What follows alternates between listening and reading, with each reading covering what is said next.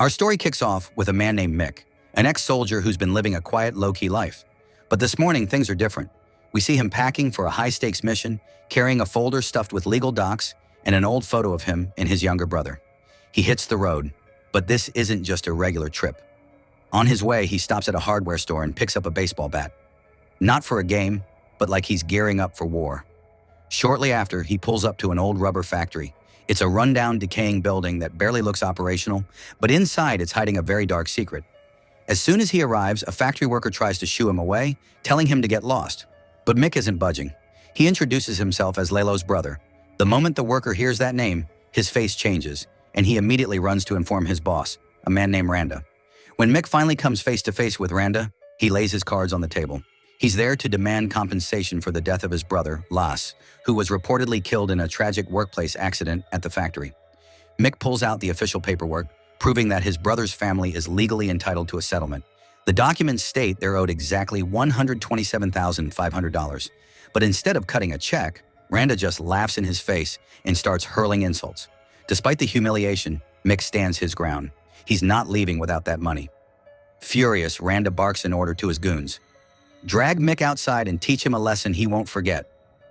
But they picked the wrong guy. Using his elite combat skills, Mick fights back, dropping several men like flies. Suddenly, the tide turns when Randa sneaks up from behind and levels a shotgun at him. Surrounded and outgunned, Mick has no choice but to surrender. To make matters worse, Randa calls the cops and frames him for assault and attempted murder. That same day, Mick finds himself behind bars. At the station, he meets Detective Belly and his partner, Officer Langley. They reveal a bombshell. They suspect Lalo's death wasn't just a fluke, but was actually tied to an illegal smuggling ring. Mick is rocked to his core when he learns his brother's death wasn't an accident. It was cold-blooded murder. Detective Belly cuts him a deal. He offers to help Mick and potentially reduce his sentence. But there's a catch. Mick has to cooperate with their investigation. They need an inside man to gather intel on the smuggling operations running deep within the walls of Pisantil Prison. At first, Mick hesitates, not wanting to dive deeper into this mess. But soon enough, he's transferred to Pisantil, a godforsaken, isolated facility. Just like any other fresh meat, Mick is immediately greeted with mockery and pure hostility from the veteran inmates. When he steps into his cell, his cellmate gives him a chilling warning. Keep your mouth shut and just endure it if you want to make it out alive. Mick is left puzzled by the cryptic advice, but not for long. Soon a guard barks an order for a total lockdown, and the heavy steel doors slam shut. That night, the nightmare begins. 3 night guards force Mick out of his cell and take him to a dark corner. They brutally beat him, using electric batons that send jolts of agony through his body until he's screaming in pain. The other inmates listen to his cries, knowing exactly what's happening. Mick is the guard's new favorite target. After the beatdown, Mick is tossed into a cramped, filthy isolation cell. The next morning, he gets a visit from the prison's director, a woman named Warden. She's not your typical warden. She looks more like a high society socialite draped in expensive clothes than a prison boss. She stays calm, even offering him a cup of coffee while making small talk. But behind her charming smile lies a deadly threat. She makes it crystal clear. If Mick wants to survive this hellhole, he has to play by her rules and obey every single command. Warden makes it clear. Mick either plays by her rules or prepares for a punishment far worse than the beating he took the night before. Mick realizes right then that this woman isn't just a boss. She's dangerous, cunning, and completely cold-blooded. Once he's finally released from isolation, he joins the other inmates for breakfast and strikes up a friendship with his cellmate, Tex.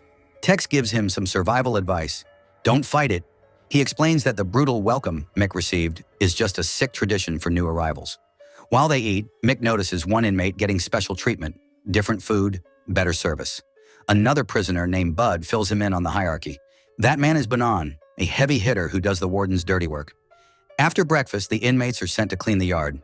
Mick spots an elderly inmate struggling to carry heavy gear and steps in to help. The old man is known as Wizard, mostly because he talks in riddles and claims to have magical insights. Wizard lets Mick in on a secret.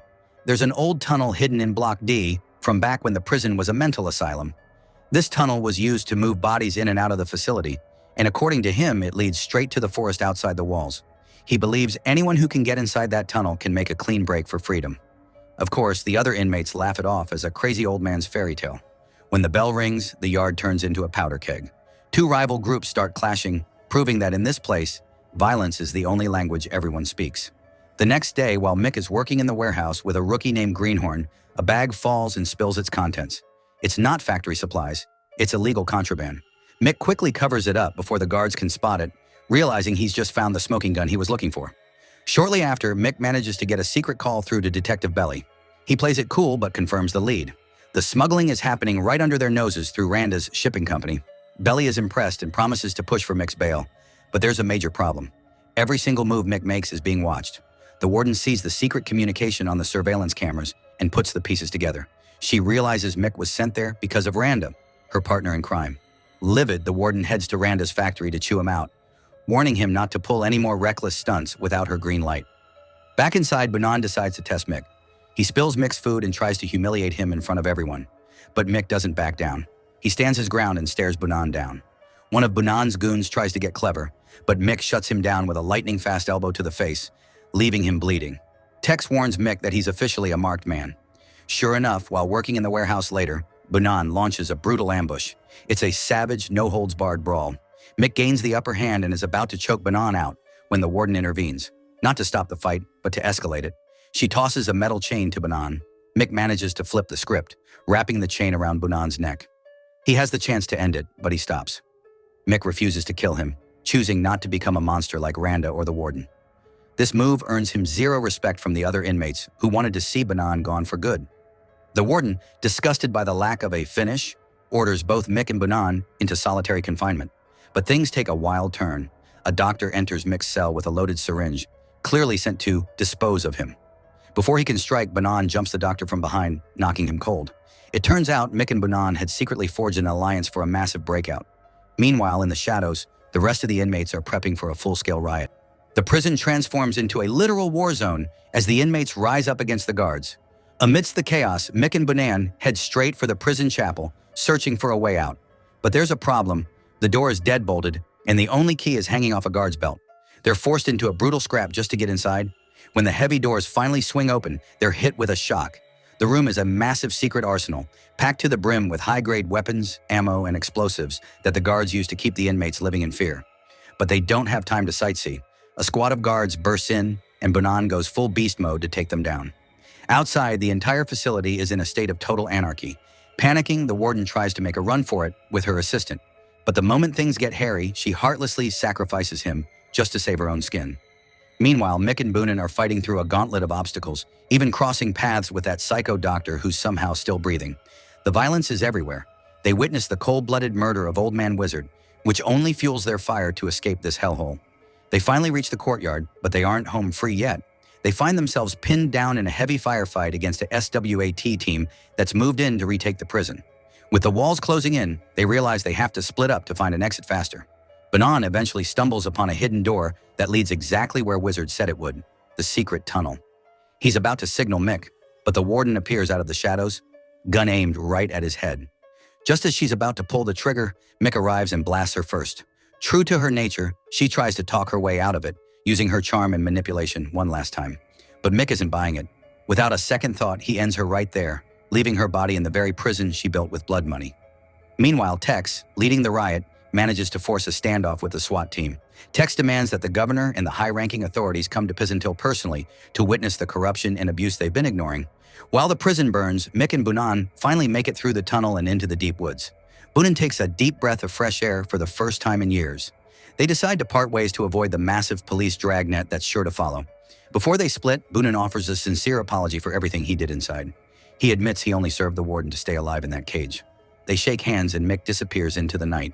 Weeks later, Mick finally visits his brother's grave to pay his respects. Suddenly, the silence is broken by the sound of sirens as police cars surround the cemetery. Mick thinks he's going back to the cage, but then Detective Belly and Officer Langlais step out with a smile. They have good news. He's a free man. Thanks to Mick's bravery, the feds managed to dismantle the largest smuggling operation in the country. The governor has officially cleared Mick's name and dropped every single charge. But that's not all. Mick finally receives the $127,500 compensation check he's been fighting for since day one. Officer Langlais is so impressed that he offers Mick a government job, but Mick just shakes his head. After everything he's been through, he just wants to focus on what matters, his family. However, there's still one loose end that needs tying up. In the final scene, Mick returns to Randa's factory, and he's brought that baseball bat from the beginning. With a cold, terrifying stare, he forces Randa to confess to every single one of his crimes. He then ties the coward to a high-speed grinder. Justice is finally served. The debt is paid in full, and Mick's brother can finally rest